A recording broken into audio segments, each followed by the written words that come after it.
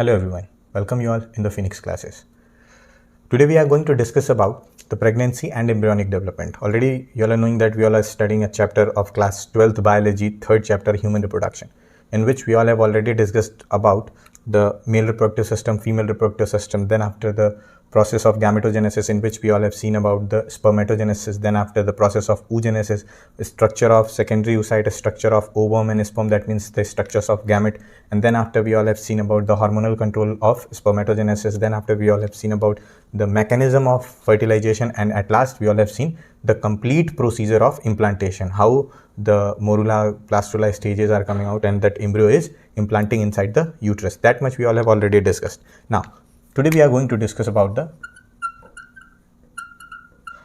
pregnancy and the embryonic development. This topic we all are going to discuss.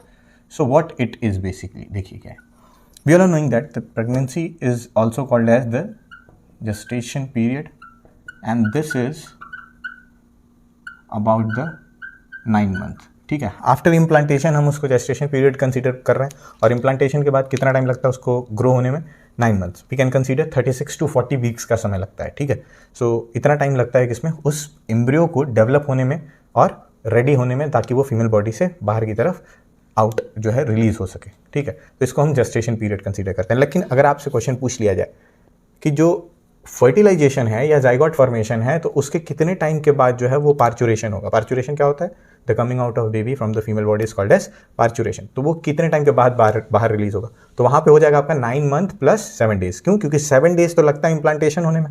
हमने पढ़ा है कि जब भी फीमेल रिप्रोडक्टिव ट्रैक्ट में कहानी चलती है, just suppose this is what the female reproductive tract. ठीक है, just suppose this is what the female reproductive tract. ठीक है, ये क्या हो गया भाई? This is what the myometrium, and inside you all can see this is what the endometrium. So ये क्या है हमारा? That is what uterus. ठीक है, this is what the fundus, this is what the fallopian tube which is also called as oviduct. You are knowing that. ये क्या है? Endometrium. ये क्या है? मायोमेट्रियम. और बाहर क्या है? पेरीमेट्रियम. तो 3 लाइनिंग है यूट्रस की यहाँ पे हमारी. हम जानते हैं जब भी इम्प्लांटेशन होती है तो इम्प्लांटेशन कहाँ होती है? यहाँ हो गई इम्प्लांटेशन. ये बाहर का जो लेयर है इसको हम क्या बोल रहे थे? ट्रोफोब्लास्ट. अंदर जो है यहाँ पे कुछ स्ट्रक्चर्स बने थे जिसको हमने क्या बोला था? इनर सेल मास कंसीडर किया था. ठीक है, तो ये स्ट्रक्चर हमने ऑलरेडी पढ़ रखा है. यहाँ तक कि इम्प्लांटेशन हो गई, यहाँ तक का प्रोसेस जो है वो इम्प्लांटेशन कहलाता है. इसी के अंदर हमने पढ़ा था कि जब ये पूरी तरीके से फिल्ड हो जाता है, ये किससे भाई? ग्लाइकोजन से फिल्ड हो जाता है. वो ग्लाइकोजन किसने सीक्रेट किया था? इंडोमेट्रियम ने ही सीक्रेट किया था, जब वो यहाँ से अंदर की तरफ इम्प्लांट होने वाला था, उसके पहले एनर्जी के लिए. अब ये अंदर आ गया, इंडोमेट्रियम ने इसको कवर कर लिया. Now we can consider that female is going to be pregnant. Why? Because this embryo is already stucking inside the female body. Female body के पार्ट से अब डायरेक्टली ये कनेक्टेड है. अभी तक तो डक्ट में घूम रहा था, लेकिन अब ये कनेक्ट हो गया है. So we can consider it. ठीक है, नेक्स्ट. अब इसके बाद बात आती है कि जब ये स्टक कर जाता है तो उसके बाद क्या चलता है? That there is a outer structure. ये आउटर स्ट्रक्चर जो है इसको हम क्या नाम दे रहे थे? That is called as trophoblast. हमने क्या बोला था? ट्रोफोब्लास्ट. तो इस ट्रोफोब्लास्ट की बात करते हैं. That trophoblast differentiated into the 2 layers. ये ट्रोफोब्लास्ट कितने लेयर बनाता है? 2 लेयर बनाता है. एक कौन सी लेयर होगी? Inner layer. और दूसरी कौन सी हो जाएगी? Outer layer. ये आउटर लेयर बेसिकली क्या है? ये दोनों लेयर एक ही साथ मिलकर के काम करते हैं, बट आउटर लेयर से कंसीडर करते हुए चलते हैं. आउटर लेयर जो है ये क्या करती है? It is responsible for the formation of Korean. किसका फॉर्मेशन करती है? ये कोरियन का फॉर्मेशन करते हैं. किसका फॉर्मेशन किया है? कोरियन. कोरियन कुछ और नहीं है. जो आउटर लेयर है ना, ये फिंगर लाइक प्रोजेक्शंस जब प्रोड्यूस कर देगी, इसी को हम कोरियन बोलेंगे. देखिए कैसा है, ये है आपका ट्रोफोब्लास्ट. अंदर है इनर सेल मास, और ये अगर यहाँ से क्या करना स्टार्ट करते, ऐसे फिंगर लाइक प्रोजेक्शन प्रोड्यूस कर दे, तो इसी फिंगर लाइक प्रोजेक्शंस को हम क्या बोलते हैं? विलाई बोलते हैं. और ये जो बाहर की तरफ निकलना स्टार्ट हुआ तो इसको कोरियन बोलेंगे. फिर उसके बाद जब इसमें विलाइज डेवलप हो जाएंगे फिंगर लाइक प्रोजेक्शन, तो इसी को हम नाम क्या दे देते हैं? कोरियोनिक विलाई का नाम देते हैं. क्या बोलते हैं? Chorionic villi. विलाई आप लोग बहुत पहले से पढ़ते आ रहे हैं. विलाइज क्या होती हैं? तो फिंगर लाइक प्रोजेक्शंस को हम क्या बोलते हैं? विलाई बोलते हैं. तो ये कोरियन से विलाई निकली, इसीलिए हमने क्या बोला इसको? Chorionic villi. इन फ्यूचर आगे चल के यही कोरियोनिक विलाई जो है it will develop into a specific structure called as placenta. Develop into a structure called as placenta. तो ये किस में डेवलप हो जाने वाला है? It will ultimately develop into the placenta. ये प्लासेंटा में डेवलप हो जाएगा आगे चल के। लगभग 1.5 से 2 महीने लगते हैं इसको प्लासेंटा में कन्वर्ट होने में। हमने ये बात कंसीडर की थी, जैसे ही इम्प्लांटेशन हो जाती है उसके बाद ये ट्रोफोब्लास्ट की रिस्पॉन्सिबिलिटी हो जाती है क्या सिक्रीट करना, ये HCG का सिक्रीशन स्टार्ट कर देता है। HCG क्या था? Human chorionic gonadotropin. ये पहला वो हार्मोन है जो कि इंडिकेट करता है that yes female is pregnant. जैसे इम्प्लांटेशन होगी उसके बाद ये सिक्रीट होना स्टार्ट हो जाता है। हम जानते हैं 8th डे में इसका सिक्रीशन स्टार्ट हो जाता है। अगर प्रीवियस वीडियो आपने देखा है तो क्लियरली आपको पता है। तो HCG का सिक्रीशन कर रहा है। सो बेसिकली अगर हम यहां से आगे बढ़ें तो कोरियन से कोरियोनिक विलाई बना, कोरियोनिक विलाई से प्लेसेंटा बना, और ये सब स्ट्रक्चर बन कहां से रहे हैं? These are formed by the trophoblast, जो आउटर लाइनिंग। अभी इनर लाइनिंग की बात ही नहीं कर रहे हैं, ये जो अंदर बना है ना, इस अंदर वाले स्ट्रक्चर की हम बात ही नहीं कर रहे हैं, अभी बाहर की बात कर रहे हैं। तो HCG का फॉर्मेशन करता है। तो हम ये भी कंसीडर कर सकते हैं कि प्लेसेंटा ही है जो HCG बना रहा है। आगे चल के यही ट्रोफोब्लास्ट जब प्लेसेंटा में कन्वर्ट हुआ और ये आगे भी ये HCG बनाता रहेगा, तो हम बोल सकते हैं कि प्लेसेंटा का फंक्शन है HCG हार्मोन प्रोड्यूस करना। यस वी कैन से।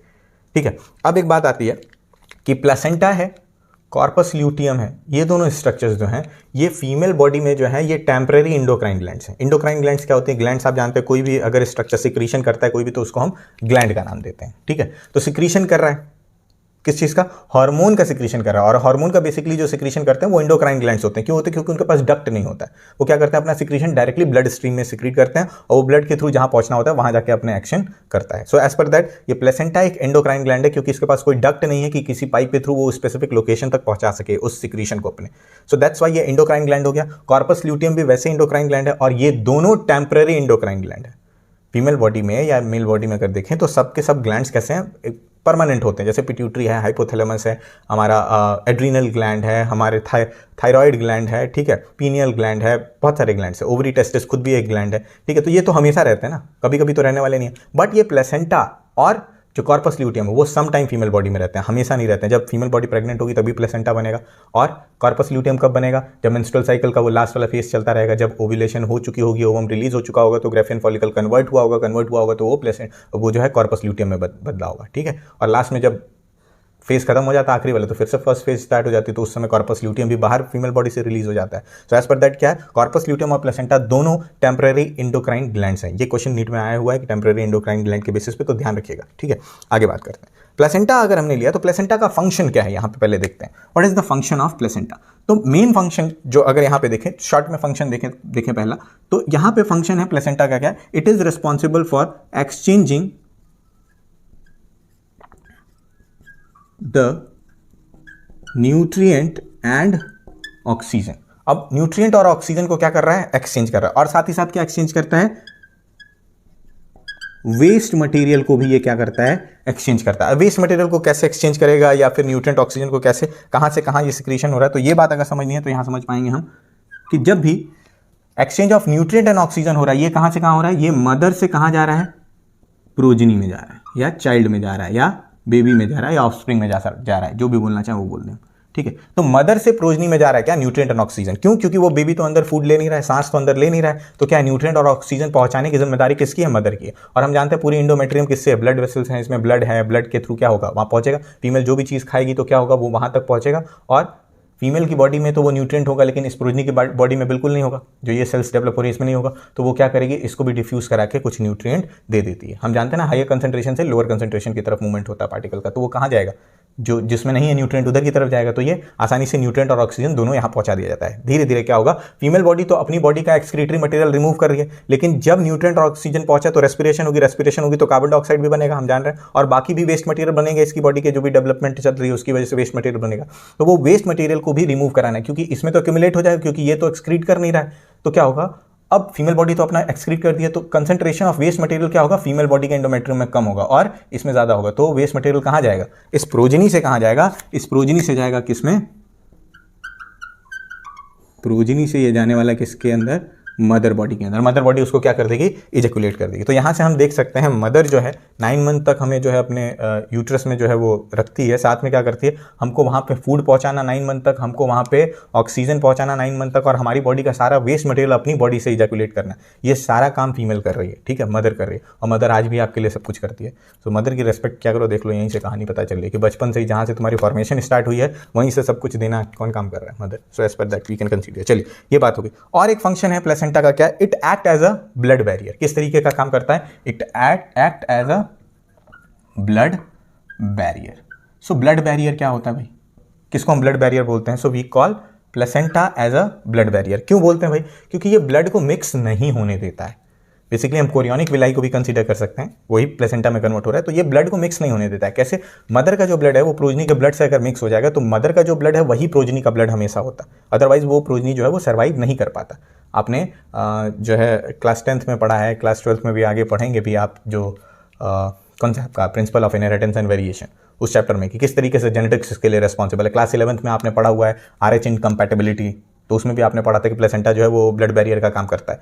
इसी वजह से क्या है, वो जो है RH पॉजिटिव जो है वो क्रॉस नहीं हो पाता, जब हम अम्बिलिकल कॉर्ड को कट करते हैं तभी होता है। अभी अम्बिलिकल कॉर्ड भी पढ़ लेंगे, क्लियर हो जाएगा। आगे बढ़ते हैं, चलिए, बहुत ज़्यादा कुछ रिलेट नहीं करते, नहीं कन्फ्यूज होंगे आप। सो प्लेसेंटा जो है वो ब्लड बैरियर का भी काम करता है, मतलब मदर और प्रोजनी का ब्लड मिक्स नहीं होने देता है, ठीक है। अब प्लेसेंटा जो है वो कई सारे हार्मोन सिक्रीट करता है। एक तो हमने यहाँ देख लिया क्या है, HCG सिक्रीट कर रहा है। दूसरा जो हार्मोन है उसका क्या नाम है, it is called as HPL। क्या नाम है, HPL, ह्यूमन प्लेसेंटल लैक्टोजन। क्या नाम है, human placental lactogen. Human placental lactogen किसका नाम है, HPL का फुल फॉर्म है, ठीक है। आगे बात करें, इसके बाद क्या सिक्रीशन कर रहा है ये, it is responsible for secretion of oestrogen as well as the progesterone, ठीक है। इन सब का सिक्रीशन कर रहा है कौन, प्लेसेंटा, ठीक है। अब बात करें HCG किस चीज के लिए रिस्पॉन्सिबल है। HCG is mainly responsible for maintaining the corpus luteum, मैंने आपको पहले ही बताया था, और ये आगे चल के इंड्यूस कराएगा किसके लिए, ताकि क्या हो सके, प्रोजेस्टेरॉन का सिक्रीशन भी अच्छे से हो सके। So it is responsible for maintaining the corpus luteum and the inducing the secretion of progesterone. HPL का क्या रोल है, HPL जो है, जो ह्यूमन प्लेसेंटल लैक्टोजन है, इसका काम क्या है, जो फीमेल बॉडी है उसमें ये प्लेसेंटा से सिक्रीट हो रहा है। इसका वर्क है कि ये क्या करता है, एनर्जी प्रोवाइड कराता है प्रोजनी को, और इसका फंक्शन कैसा होता है, एंटी इंसुलिन प्रॉपर्टी रखता है। एंटी इंसुलिन प्रॉपर्टी रखने का मतलब क्या हो गया, एंटी इंसुलिन प्रॉपर्टी क्या होती है, देखिए हमने क्या बोला कि कैसी प्रॉपर्टी रख रहा है, एंटी इंसुलिन वाली प्रॉपर्टी रख रहा है। और एंटी इंसुलिन का मतलब क्या हो गया भाई, कि ग्लाइकोजन का अपोजिट होता है इंसुलिन, और इंसुलिन अगर कम हो जाएगा तो कम ग्लाइकोजन भी हाई फील किया जाएगा, ठीक है। तो कम ग्लाइकोजन भी हाई फील किया जाएगा तो क्या होगा, ये एनर्जी देने में हेल्पफुल होगा। So as per that HPL जो है वो क्या है, एनर्जी देने के लिए रिस्पॉन्सिबल है। ईस्ट्रोजन प्रोजेस्टेरॉन तो अपना काम करते हैं, आप जानते हैं इनके बारे में। एक और हार्मोन है रिलैक्सिन, ठीक है। अब ये बात आती है कि रिलैक्सिन का सिक्रीशन जो है बेसिकली कौन करता है, तो ओवरी करती है। बात ध्यान रखिएगा, बच्चे गलती कर देते हैं, प्लेसेंटा में लिख देते हैं, बट क्यों, क्योंकि ये प्रेगनेंसी के दौरान रिलीज होता है, ठीक है, तो वो सोचते हैं कि प्लेसेंटा से ही हो रहा है, लेकिन ये प्रेगनेंसी के दौरान होगा कब, पार्चुरेशन के जस्ट पहले ये स्टार्ट होता है रिलैक्सिन का सिक्रीशन। जब वो प्रोजनी जो है वो 9 मंथ का पूरा डेवलप हो जाता है, तब उसके पहले रिलैक्सिन का सिक्रीशन होता है। और ये कौन करता है, ओवरी सिक्रीट करती है किसको, रिलैक्सिन को। बार बार मैं बोल रहा हूँ, कौन सिक्रीट करता है, रिलैक्सिन, ओवरी सिक्रीट करती है। अब ये रिलैक्सिन क्या काम करता है, रिलैक्स कराएगा किसको, जो वजाइनल ट्रैक्ट है या बर्थ कैनाल जो है या सर्विक्स जो है, उसको क्या कराएगा, उसको डायलेट कराने में हेल्प करता है, ताकि वो प्रोजनी जो है वो एक्सपेल आउट हो सके फीमेल बॉडी से, और जो है वो पूरी तरीके से उसकी मसल्स जो हो जाए वो क्या हो जाए, रिलैक्स हो जाए मदर की, ताकि वो डायलेट हो सके। तो ये रिलैक्सिंग का काम है आगे चल के। तो ये हार्मोन्स जो थे प्रेगनेंसी में वो हमने डिस्कस कर लिए, ये 5 हार्मोन हो गए, ठीक है। अब आगे बढ़ेंगे तो हमने देखा क्या, एम्ब्रियोनिक डेवलपमेंट में क्या होगा, धीरे धीरे जब ये सेल्स डेवलप होंगी तो ये क्या आ जाएगा, ये सेंटर की तरफ मूव कर जाएगा। किधर की तरफ मूव करेगा, ये पूरी तरीके से ये स्ट्रक्चर बड़ा होता जाएगा। अभी तो 32 था, 32 से 64, 128, 256, 512, 1024, 2048, इस तरीके से सेल्स क्या होती जाएंगी, बढ़ती जाएंगी। और ये बढ़ते बढ़ते कहाँ आ जाएगा, सेंटर ऑफ यूट्रस में ये ट्रांसफर हो जाएगा। ये कहाँ आ जाएगा, धीरे धीरे जो स्पेस है वहीं तो आएगा, और ये स्पेस कहाँ है भाई, सेंटर ऑफ यूट्रस में ये ट्रांसफर हो गया। और सेंटर ऑफ यूट्रस में ये कौन है भाई, अब ये तो यूट्रस नहीं, ये क्या हो गया, यूट्रस तो एरिया को बोल रहा है, ये क्या है हमारा, प्रोजनी है। ये क्या है, प्रोजनी है जो डेवलप हो रहा है, ठीक है। प्रोजनी यहाँ पे फीमेल बॉडी में डेवलप हो रहा है। अब क्या हुआ, प्लेसेंटा से प्रोजनी के नेवल से, जो आपकी नाभि होती है ना, नेवल से कनेक्टेड होता है एक स्ट्रक्चर जिसको हम नाम देते हैं क्या, अम्बिलिकल कॉर्ड। क्या नाम देते हैं हम, अम्बिलिकल कॉर्ड। ये अम्बिलिकल कॉर्ड जो है ये फैसिलिटेट कराती है इस सारे मूवमेंट्स को। देने का काम किसका है, प्रोवाइड करने का काम किसका, प्लेसेंटा का, लेकिन उसको वहां तक पहुंचाने के लिए ब्रिज तो चाहिए, बीच में कोई स्ट्रक्चर चाहिए, तो ये फैसिलिटेट कराती है मूवमेंट को, ताकि प्लेसेंटा से वो उस प्रोजनी तक पहुंचा दिया जाए। अब ये वाला स्ट्रक्चर जो है ये अवेलेबल नहीं होगा, हम जानते हैं, ये तो कन्वर्ट हो गया किसमें, इसमें हो चुका है, ठीक है। अब धीरे धीरे क्या होगा, ये प्रोजनी धीरे धीरे डेवलप होना स्टार्ट होगा, और ये एक ट्रांसपेरेंट बैग लाइक स्ट्रक्चर के अंदर डेवलप होता है। और इस ट्रांसपेरेंट बैग लाइक स्ट्रक्चर को हम क्या नाम देते हैं, that is called as amnion. क्या नाम देते हैं, amnion. Amnion is the bag in which the progeny is going to be develop, ठीक है। और इसके अंदर कुछ फ्लूइड भरा होता है एमनियन के अंदर, जिसकी वजह से ये प्रोजनी आसानी से वहाँ पे रह पाता है, मूव कर पाता है और इसको कोई प्रेशर फील नहीं होता है। एमनियॉन के अंदर फ्लूइड है और इस फ्लूइड का नाम क्या है? Amniotic fluid. क्या नाम है इसका?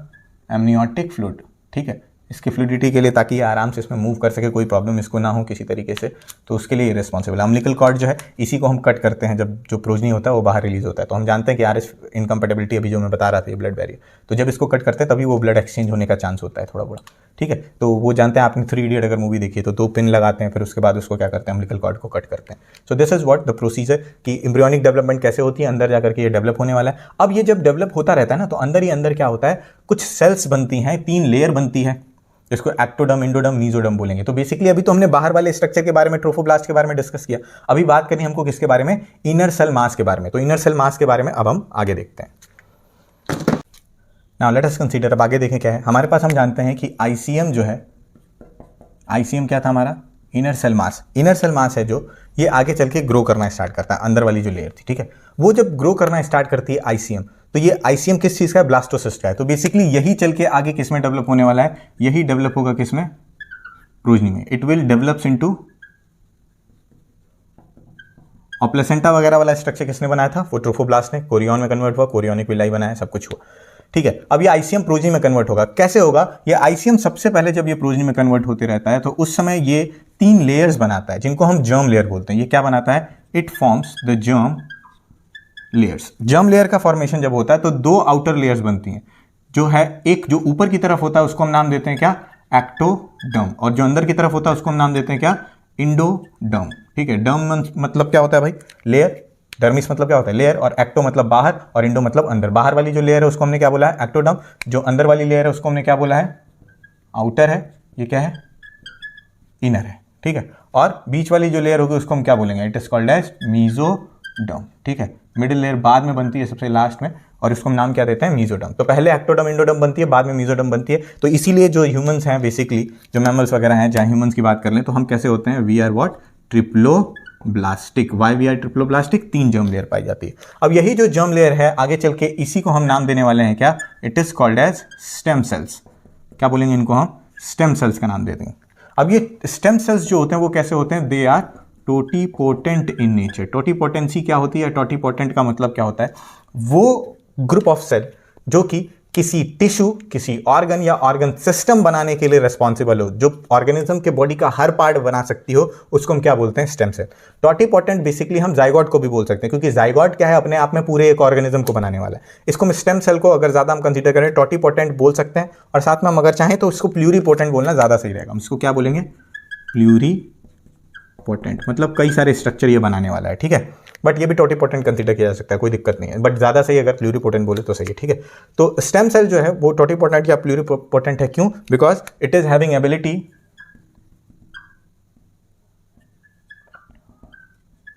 एबिलिटी टू प्रोड्यूस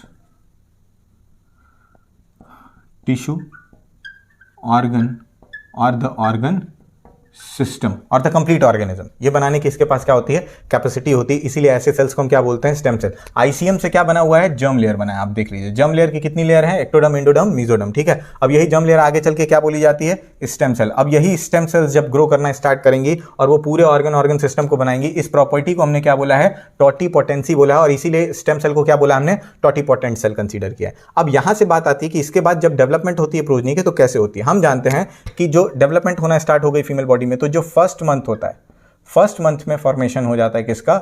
हार्ट का। किसका फॉर्मेशन हो गया? हार्ट का। तो जो ह्यूमन हार्ट है वो पहला ऑर्गन है जो फुल्ली डेवलप्ड हो जाता है और वर्क करना स्टार्ट कर देता है, क्योंकि ब्लड को पंप करना जरूरी है। ऑक्सीजन वगैरह, न्यूट्रिएंट वगैरह तो बाहर से आ रहा है, वेस्ट मटेरियल भी बाहर रिलीज हो जा रहा है, लेकिन ब्लड पंप करना जरूरी है ना, जैसे जैसे साइज बड़ी हो रही है। तो सबसे पहला ऑर्गन जो है डेवलप होता है वो कौन है? हार्ट है। हार्ट सबसे पहले बन जाता है। ठीक है, तो हम कंसिडर कर सकते हैं 4 वीक में क्या बन जाता है? हार्ट बन सकता है। ठीक है, फिर इसके बाद सेकंड वीक में किसका फॉर्मेशन हो जाता है? सेकंड वीक में अगर चले आए तो सेकंड वीक में लिम्स का फॉर्मेशन हो जाता है। सेकंड मंथ में किसका फॉर्मेशन हो जाता है? लिम्स का। लिम्स किसको बोलते हैं हम? जैसे हमारे हाथ हैं, ये 4 लिम्स है, और पैर है जो वो क्या है? हाइंड लिम्स है। ठीक है, तो इस तरीके से लिम्स हमारे हो गए हाथ और पैर, और हाथ और पैर का फॉर्मेशन कब हो जाता है? सेकंड मंथ में। और जैसे ही हाथ और पैर का फॉर्मेशन हो जाता है, इसको एम्ब्रियो को हम क्या नाम दे देते हैं? Now it is called as foetus. अब इसको क्या नाम देंगे? फिटस। एम्ब्रियो को हम फिटस कब बोलेंगे? जब उसके हाथ और पैर आ जाते हैं। कब आ जाते हैं? लगभग 2 महीने के जो प्रेगनेंसी पीरियड है उसके बाद ये डेवलप हो जाता है। उसके बाद अगर हम चले आए थर्ड मंथ में, थर्ड मंथ को हम ट्राइमेस्टर भी बोल सकते हैं, 3 मंथ कंप्लीट हो गया तो हम इसको हम क्या बोल सकते हैं, ट्राइमेस्टर भी बोल सकते हैं। तो ट्राइमेस्टर, फर्स्ट ट्राइमेस्टर करके आ गया, तो मतलब ट्राइमेस्टर का मतलब क्या है, थर्ड मंथ की बात की जा रही है। तो थर्ड मंथ में क्या डेवलप होता है भाई, धीरे धीरे जब डेवलपमेंट स्टार्ट होती है तो थर्ड मंथ में जाते हैं तो हमारा जो है मोस्ट ऑफ द ऑर्गन क्या हो जाते हैं, डेवलप हो जाते हैं। ज्यादातर जो ऑर्गन्स हैं वो क्या हो जाते हैं, उस प्रोजनी के डेवलप हो जाते हैं third month. Now third month के बाद किसकी बात आ गई, फिफ्थ मंथ की बात आ गई। फिफ्थ मंथ में जो है वो क्या डेवलप हो जाता है, डेवलपमेंट ऑफ हेयर्स। हेयर्स जो हो जाते हैं वो डेवलप होना स्टार्ट हो जाते हैं उस प्रोजनी के। And first movement we can observe, first movement of the foetus we can see, ठीक है, we can observe the first movement of the foetus. जो फिटस है वो फीमेल बॉडी में मूव करना कब स्टार्ट करता है, फिफ्थ मंथ में वो मूव करना स्टार्ट कर देता है। हम फिटस बोल रहे हैं, एम्ब्रियो नहीं बोल रहे हैं, क्यों, क्योंकि जब लिम्स आ गए तो उसको हम फिटस ही बोलने वाले। फिफ्थ मंथ हो गया। इसके बाद हम बात करते हैं किसकी भाई, सिक्स्थ मंथ की, या इसी को हम सेकेंड ट्राइमेस्टर बोल सकते हैं।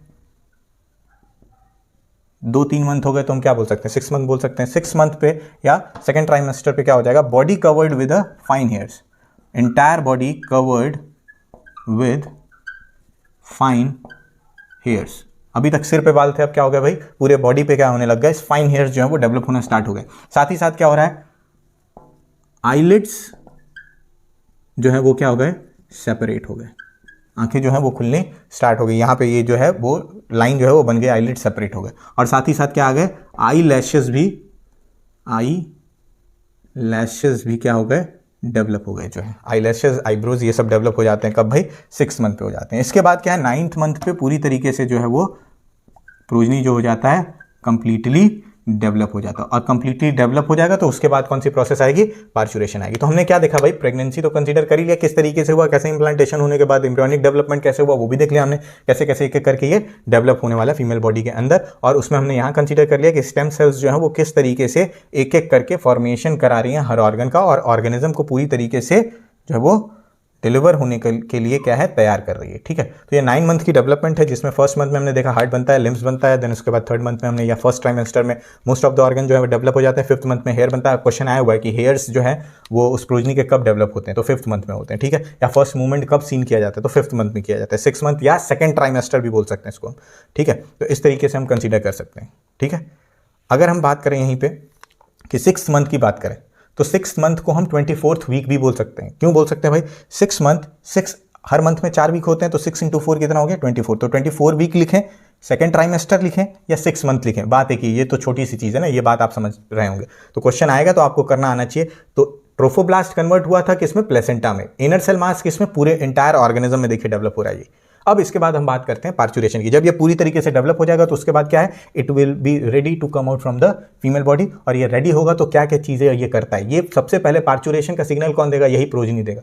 और ये प्रोजनी जब सिग्नल देगा तो धीरे धीरे जो होगा वो इंड्यूस हो जाएगा, वो किसी तरीके से फीमेल बॉडी के अंदर कुछ चेंजेस ले आएगा, जिसके बाद धीरे धीरे ये एक्सपेल आउट हो जाएगा फीमेल बॉडी से। So now let us consider, now let us move to the next topic, that is what, the parturition. That is also called as labor, or it is also called as what, the child birth, or we can say the delivery of the progeny। ठीक है, ये सारा process एक ही, parturition बोले, labour बोले, या child birth बोले, चाहे डिलीवरी बोले। ठीक है, तो बेसिकली हमको जो टर्म यूज़ करना साइंटिफिक, हम क्या करेंगे, लेबर यूज़ करेंगे। ठीक है, नेक्स्ट अब देखें हम, ये जब भी किससे ये इंड्यूस होता है, so it is induced by the, किसके द्वारा ये इंड्यूस किया जाता है, न्यूरो इंडोक्राइन मैकेनिज्म के द्वारा। ठीक है, so it is induced by the neuro endocrine mechanism. ठीक है, तो न्यूरो किस लिए, क्योंकि ब्रेन का इन्वॉल्वमेंट हुआ, इंडोक्राइन किस लिए, क्योंकि हार्मोन का सिक्रीशन होगा, जिसकी वजह से ये पूरा इंटायर प्रोसेस होने वाला है। देखिए क्या होगा, just suppose this is what, the female reproductive tract. ठीक है, इसकी ज़रूरत नहीं हमको ज़्यादा, हम यूट्रस की बात करते हैं। ठीक है, ये यूट्रस है, ये क्या हो गया, this is what, just suppose a myometrium. ठीक है, और ये क्या है, इंडोमेट्रियम है। ठीक है, अब इसी साइड से ये प्रोजनी जस्ट सपोज कनेक्टेड है, कनेक्टेड होगा तो क्या होगा, ये होगी प्लेसेंटा के साथ साथ ये क्या होगी, अम्बिलिकल कॉर्ड। इसी इंडोमेट्रियम में क्या होगा, ये डिस्क शेप स्ट्रक्चर होगा, जिसको हम क्या बोलेंगे, प्लेसेंटा। अब इसी प्लेसेंटा से कनेक्टेड है क्या, ये अम्बिलिकल कॉर्ड। इस अम्बिलिकल कॉर्ड से कनेक्टेड है क्या, वो progeny. Just suppose that this is what, the progeny. ठीक है, अब ये जो प्रोजनी है इसका हेड पार्ट कहाँ है, नीचे की तरफ होता है जनरली। कहाँ होता है हेड पार्ट, नीचे की तरफ, और लेग्स जो है वो ऊपर की तरफ डेवलप होते रहते हैं। अब बेसिकली जब ये डेवलपमेंट हो गई और हम नीचे की तरफ आएंगे तो नीचे की तरफ हम देखते हैं जो यहाँ पे ओपनिंग्स होती हैं इस तरीके से, ये है यूट्रस की स्ट्रक्चर, ठीक है। अब यूट्रस का जो स्ट्रक्चर है यहाँ देख लेते हैं, देखिए क्या है। यूट्रस का जो नीचे का पार्ट है वो इस तरीके से है और नीचे इस तरीके से यूट्रस में ये यूट्राइन मसल्स हैं, ठीक है, इस तरीके से कवर्ड हैं, ठीक है। अब इस पार्ट को जब ये डेवलप होता रहता है प्रोजनी, तो पूरी तरीके से क्या कर लेता है, कवर कर लेता है। यहाँ पे म्यूकस की लेयर आ जाती है और ये म्यूकस की लेयर पूरा क्या कर देती है, इसको एक प्लग की तरह क्या कर देती है, कवर कर देती है, ठीक है। तो सबसे पहला काम क्या है, ये प्लग रिमूव होगा तभी तो ये वेजाइनल या बर्थ जो कैनाल है उससे नीचे रिलीज होने वाला है। तो अब सोचिए ये जो डिस्टेंस है, ये जो एरिया है वो बहुत छोटा एरिया है। अब इससे वो प्रोजनी जो है वो आसानी से बाहर नहीं आ सकता, तो उसके लिए बहुत सारा प्रोसेस चलता है। क्या चलता है, ये इंड्यूस किसके द्वारा किया जा रहा है, न्यूरो एंडोक्राइन मैकेनिज्म के द्वारा। एग्जैक्टली क्या होगा, देखिए ये है क्या, मान लेते हैं मायोमेट्रियम। ये क्या है भाई, मायोमेट्रियम।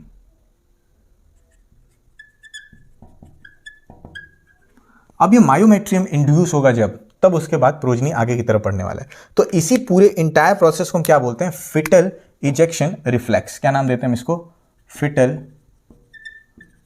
Ejection reflex. क्या बोलते हैं हम, फिटल इजेक्शन रिफ्लेक्स, क्योंकि ये फिटस के द्वारा ही क्या है, ओरिजिनेट किया गया, ठीक है। सो ये प्रोसेस कहां से स्टार्ट होगी, by the completely developed foetus and the placenta. Completely develop foetus और प्लेसेंटा के द्वारा ये पूरा प्रोसेस चलने वाला है। देखिए क्या होगा, जैसे ही ये डेवलप हो जाएगा पूरी तरीके से ये प्रोजनी, ये सिक्रीशन करता है किसका, एल्डोस्टेरॉन। अब ये जो एल्डोस्टेरॉन है, ये जो है इसको प्लेसेंटा रिसीव करेगा और प्लेसेंटा रिसीव करके इसको कन्वर्ट कर देता है किसको, इस ईस्ट्रोजन में ये कन्वर्ट कर देता है, ठीक है। तो इसने फुल्ली डेवलप फिटस ने अपने सिग्नल के लिए क्या सिक्रेट किया है, एल्डोस्टेरॉन। और ये जो एल्डोस्टेरॉन है, इसको जैसे ही प्लेसेंटा ने रिसीव किया, ये इसको किस में कन्वर्ट कर देगी, ईस्ट्रोजन। जैसे ही ईस्ट्रोजन का सिक्रीशन मिलेगा किसको, इस मायोमेट्रियम को। इस मायोमेट्रियम के पास कुछ रिसेप्टर्स प्रेजेंट होते हैं। क्या होते हैं भाई, रिसेप्टर्स प्रेजेंट होते हैं, ठीक है। तो जैसे ही ये जो ईस्ट्रोजन है वो ज्यादा होगा, तो ये क्या करेगी, ये पॉजिटिव सिग्नल भेजती है किसको, पिट्यूटरी को। It will send the positive signal to the pituitary, और पिट्यूटरी ग्लैंड क्या करेगी, वहां से सिक्रीट करना स्टार्ट कर देती है किसका, ऑक्सीटोसिन का सिक्रीशन करेगी। किसका सिक्रीशन, ऑक्सीटोसिन। तो यहां अगर लेके चलें तो क्या हो गया भाई, ये इंड्यूस किया गया किससे, फिटस से और प्लेसेंटा से। और फिटस ने क्या सिक्रीट किया, एल्डोस्टेरॉन, और प्लेसेंटा ने उसको किसमें कन्वर्ट कर दिया, ईस्ट्रोजन में। ईस्ट्रोजन में जैसे ही कन्वर्ट होता है तो क्या हो जाता है, high contraction, we can say the contraction in the myometrium starts. यहां क्या हो गया, कॉन्ट्रैक्शन स्टार्ट हो गया किसमें, मायोमेट्रियम में। मायोमेट्रियम में जब कॉन्ट्रैक्शन स्टार्ट हो गया तो जैसे जैसे ये कॉन्ट्रैक्ट होना स्टार्ट हो गया, it will send the positive signal to the pituitary. और ये जो है ये किसको स्टिमुलेट करेगी, इट विल स्टिमुलेट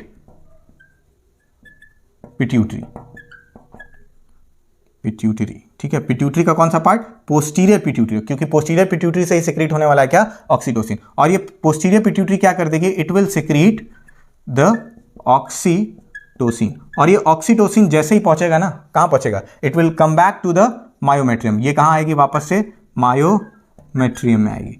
तो मायोमेट्रियम में जैसे ही ऑक्सीटोसिन आई, ऑक्सीटोसिन यहां आ रहा है, ऑक्सीटोसिन आ रहा है, ऑक्सीटोसिन आने की वजह से मायोमेट्रियम में ह्यूज कॉन्ट्रैक्शन होना स्टार्ट हो जाता है। मायोमेट्रियम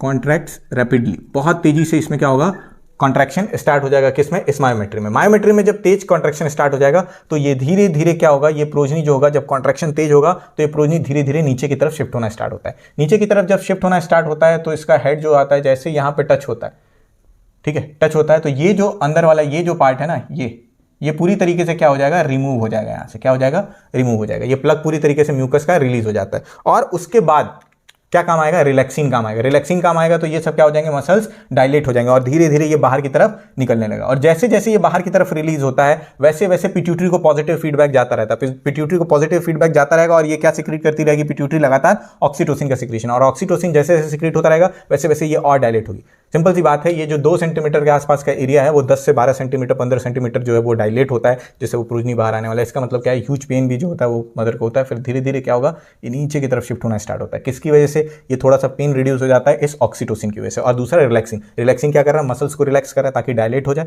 और ये ऑक्सीटोसिन उस पेन से बचाने के लिए काम करता है। हम अगर किसी भी पेशेंट का ऑपरेशन भी करते हैं तो उसको एनेस्थीसिया के रूप में मॉर्फिन या ऑक्सीटोसिन का इंजेक्शन दिया जाता है, जो कि उसको क्या कर देता है, उसकी बॉडी को सुन कर देता है। दैट मीन्स उसको वो फील नहीं होगी चीज़। तो ऑक्सीटोसिन वहाँ पे ये हेल्प करता है, ठीक है। तो लगातार जैसे जैसे वो नीचे जाएगा वैसे वैसे क्या होगा, रिलैक्सिन भी बढ़ता जाएगा, साथ ही साथ क्या है, ऑक्सीटोसिन भी बढ़ता जाता है। जैसे जैसे नीचे आएगा वैसे वैसे ऑक्सीटोसिन बढ़ेगा और रिलैक्सिन बढ़ता जाएगा। रिलैक्सिन भी बढ़ेगा तो वो डायलेट होगा और ऑक्सीटोसिन की वजह से वो पेन जो होगा वो कम करने की कोशिश किया जाता है, बट इट इज़ अनबियरेबल। जो कंडीशन है वो उसको हम इमेजिन भी नहीं कर सकते। फिर then it will come out from the female body and that process is only called as parturition. फिर से देखें पार्चुरेशन में क्या क्या पढ़ा है, ये किस प्रोसेस से गवर्न होता है भाई, न्यूरो एंडोक्राइन मैकेनिज्म है। अब इसी को जो है स्टार्ट कहाँ से होता है, फिटल इजेक्शन रिफ्लेक्स से। फिटल इजेक्शन रिफ्लेक्स क्या, कंप्लीटली डेवलप्ड जो फिटस है और जो प्लेसेंटा, ये दोनों रोल प्ले करते हैं। ये क्या सिक्रेट किया, एल्डोस्टेरॉन, इसको किसने रिसीव किया, प्लेसेंटा ने, कन्वर्ट कर दिया किसमें, ईस्ट्रोजन में। जैसे ही ईस्ट्रोजन का सिक्रीशन मिला, ये क्या हो गई, मायोमेट्रियम क्या करना स्टार्ट कर दी, कॉन्ट्रैक्ट करना स्टार्ट कर दी। कॉन्ट्रैक्ट करना स्टार्ट कर दी तो उसके बाद क्या हो गई, उसके बाद ये कॉन्ट्रैक्शन जो है वो स्टिमुलेट कर देता है किसको, पोस्टीरियर पिट्यूटरी को, और ये पोस्टीरियर पिट्यूटरी क्या सिक्रेट कर देगी, ऑक्सीटोसिन का सिक्रीशन कर देगी। और ये ऑक्सीटोसिन एक एनेस्थीसिया की तरह काम करता है। और धीरे धीरे जैसे ये ऑक्सीटोसिन पहुंचेगा मायोमेट्रियम में वापस, यहाँ जब आएगा तो ये मायोमेट्री में आएगा,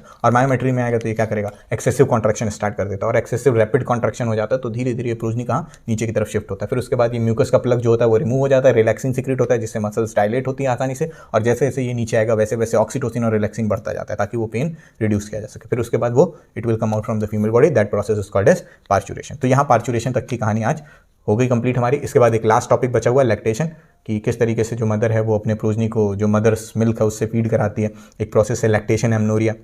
बेसिकली हम जानते हैं कि 9 मंथ तक जब तक ये प्रोजनी की डेवलपमेंट चल रही है तब तक फीमेल बॉडी में मेंस्ट्रुअल साइकिल नहीं होगी, कोई ओवम का प्रोडक्शन नहीं होगा, क्योंकि यहाँ पे तो डेवलपमेंट चल रही है तो फिर क्या जरूरत है ओवम की, तो ओवम प्रोड्यूस उस समय नहीं होता है, ठीक है। और उसके साथ साथ उसके 6 महीने बाद भी प्रोडक्शन नहीं होता है, क्यों, क्योंकि female body is going to be for the lactation, और लैक्टेशन के लिए जाएगी तो फीमेल बॉडी में ब्लड की अमाउंट क्या हो जाती है, कम हो जाती है, उस समय एंडोमेट्रियम बनता ही नहीं है और ओवम भी प्रोड्यूस नहीं होता है। उस प्रोसेस को हम बोलते हैं लैक्टेशन एमनोरिया।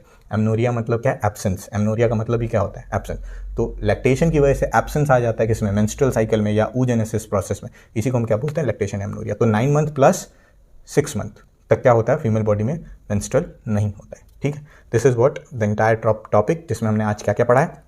आज हमने प्रेगनेंसी पढ़ा, एम्ब्रियोनिक डेवलपमेंट पढ़ा, पार्चुरेशन पढ़ लिया। इसके बाद हमारा लास्ट टॉपिक आना है, इसके बाद जो भी होगा वो हमारा लास्ट लेक्चर होगा इस चैप्टर का, that is what the lactation. उसमें हम कोलेस्ट्रम वगैरह के बारे में भी पढ़ लेंगे और पूरा कंप्लीट चैप्टर खत्म हो जाएगा। अगला बहुत छोटा सा वीडियो ही होगा, आई थिंक ज़्यादा कुछ बचा नहीं हुआ है। So till then thank you so much, have a nice day ahead, अच्छे से पढ़िए, तैयारी करिए। My name is Shubham, thanks for watching.